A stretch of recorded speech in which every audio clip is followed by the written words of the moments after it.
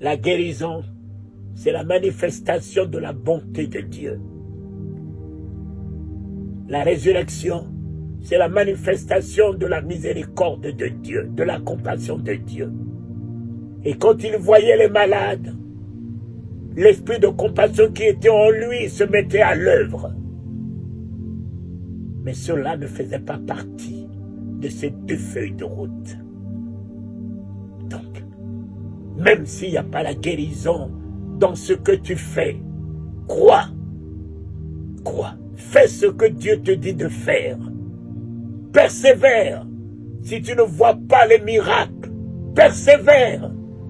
Persévère. Le nom de Jésus qui sort de ta bouche reste et demeure le plus grand miracle. Le plus grand miracle. L'amour de Jésus que tu partages reste et demeure le plus grand miracle. Le Saint-Esprit que tu partages, un esprit de paix, de joie avec les autres, c'est le plus grand miracle. Merci, papa. Merci. Mon fils, c'est ici. C'est ici. Tout est là. Tout est là. Cet homme, pour rentrer là-dedans, il a fait cuire ça 40 jours et 40 nuits dans le désert. Cet homme, mon cher ami, pour affronter la mort, il a passé toute la nuit dans le jardin de Gethsémane avec ça. Il n'y a pas de triomphe en dehors de nos genoux.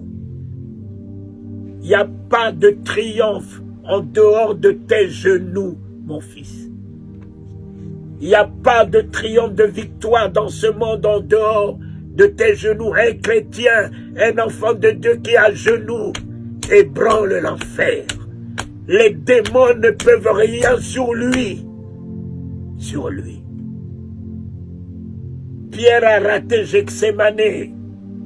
Pierre est devenu sanguinaire, coupant l'oreille et allait renier son maître devant une pauvre femme. Jésus a réussi Gethsémane. Il a affronté ses ennemis. Il a pris Judas dans les bras, le traître, le méchant, l'ennemi. Au lieu de nous détourner de nos ennemis, au lieu de ne pas leur tendre les mains, lorsque tes genoux sont par terre toute la nuit, tu as la hauteur au-dessus de leur méchanceté. Tu prends de la hauteur au-dessus de leur ingratitude. Tu prends de la hauteur au-dessus. Il a pris Judas, il a appelé mon frère. Mon frère. Oh Seigneur, tu as trouvé tout cela où?